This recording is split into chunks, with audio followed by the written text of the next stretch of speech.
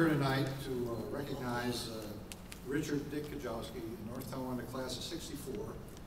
Dick's here from his home in the Rochester area tonight, and his wife Nancy is with him. In addition, if you wave your hand, he's had a few other family members here. His daughter Carrie is here, right? And son Keith and spouse Karen, along with a couple of their children, Hannah and Trevor. Also his sister-in-law Joan is here. Okay, hi. Okay, so tonight it's my privilege to talk about Dick's accomplishments as a basketball player at North Tonawanda. He's 21st all-time scorer for North Tonawanda High School. He had 493 career points and averaged 11 points a game over 44 varsity games. And it was my privilege to be his teammate for 3 of the 4 years he played here. We played for Teddy Moore for 1 year and George Bancroft for 2 years. And Dick had 1 more year with George after that, after I left.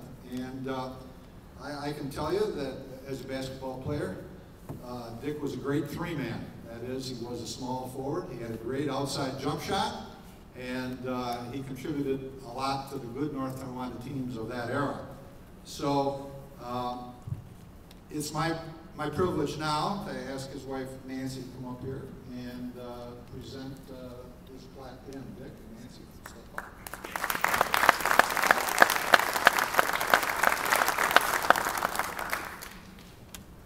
I just want to say a little bit about Dick, seeing how I took him away from North Tonawanda 40 years ago. We moved to Rochester over 39 years ago. Some of the things I think are important to know is what the effect sports did have on him and what sports do for the guys that do play. It makes him so much more of an individual, gives him so many strengths, leaderships, and things that went on. Dick went on from here. He played basketball for Niagara Community College. He was then drafted in the Army. He served in Vietnam. We got married. We had 3 children. He helped with the sports. He coached them. He took them along the way. He did a lifelong dream. He ran in the New York City Marathon. He's done a lot of great things, and I'm very pleased to be able to give it to him in response for his kids. And I have to read you my quote. You know, I have to do a little something, all right? It's a quote from Will Rogers, which I think is very important. It says, "We all can't be heroes because somebody has to sit on the curb and clap for everybody else." And tonight, I'm proud to be here to clap for my husband.